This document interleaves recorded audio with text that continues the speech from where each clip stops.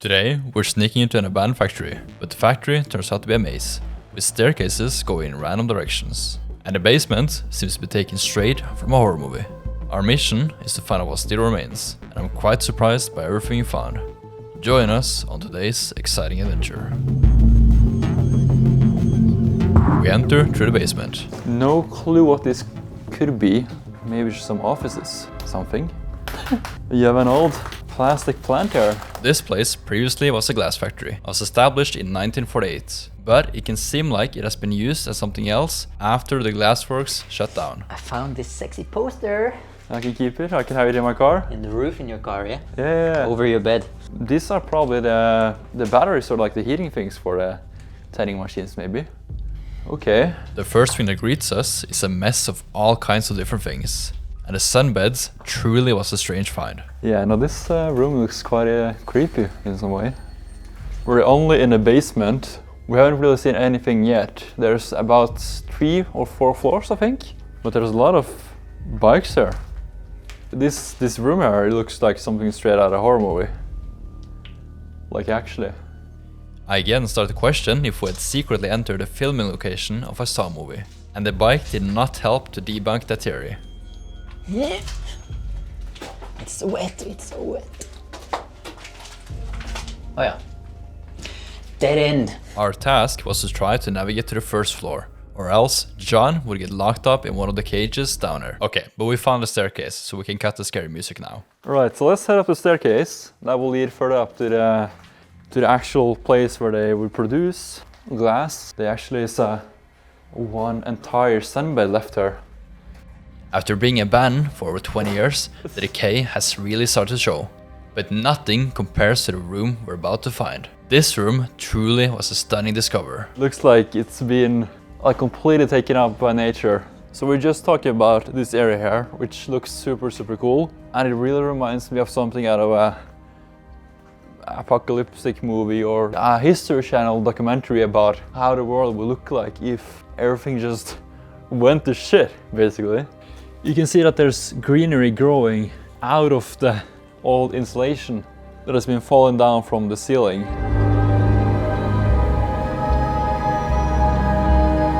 The green rooms in abandoned places is always my favorite. This room kind of reminds me of the abandoned film location for The Rain that I explored previously. Just look at this wall and you'll see what I mean.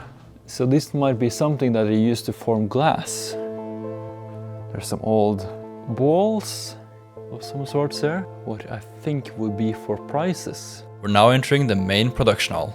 Now let's head into the really cool part. It's amazing. Yeah. It's so big. It's not like it's completely destroyed with graffiti or anything, it's just a lot of natural decay. I'm not an expert, but I think that this is all the different templates for forming glass.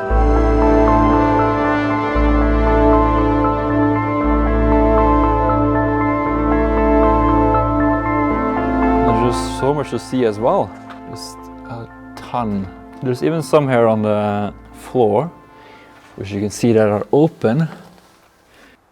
Would you tan here? Does it feel like a place you would go? But they do offer free tryouts in 90-årenes måte å trene på.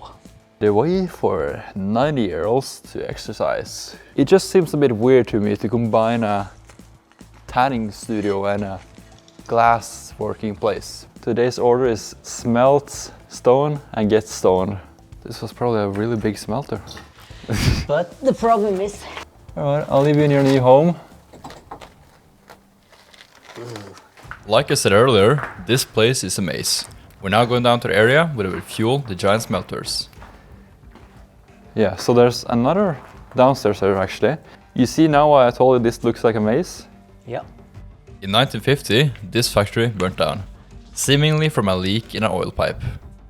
But by the end of 1952, work had returned back to normal. Yeah, the Italian flag looks quite new actually. Like it's made in the later years. I see now what you mean by Italian flag. But this is the downstairs of the furnaces. Oh my God. I wonder if this was where they put in maybe coal or whatever they used to heat it up.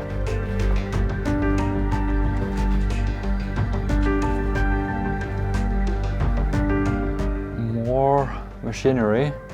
So this whole downstairs area here was just for maintaining the machines upstairs.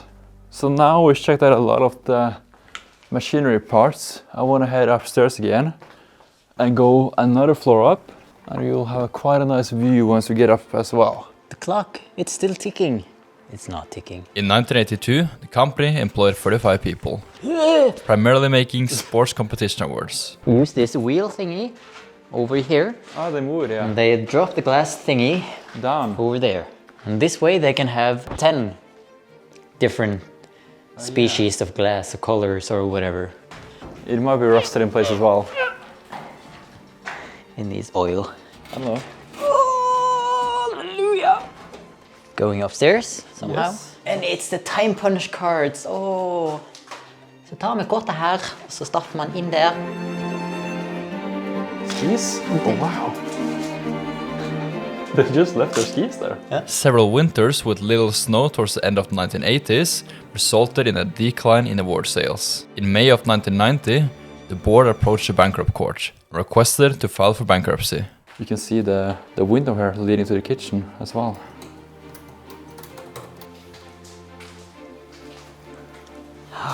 Hello, welcome to the kitchen. Do you want a coffee? Yes, please. Do you have some good one? Blodig and aromatisk.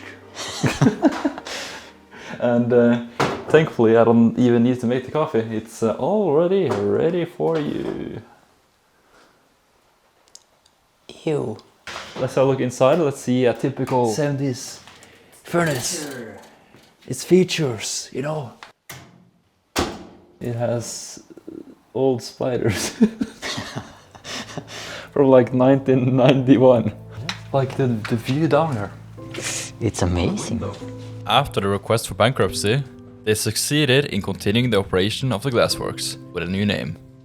However, this company was later acquired, and by the end of the 1990s, all production was transferred to a different glass factory.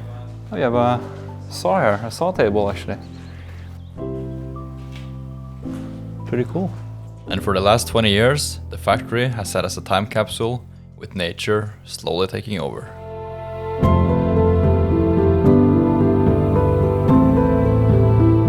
Thank you so much for watching. If you want to see more videos like this, then click on the video on the side and make sure to subscribe, because next week I'll show you some of Norway's secrets in the mountains. See you then!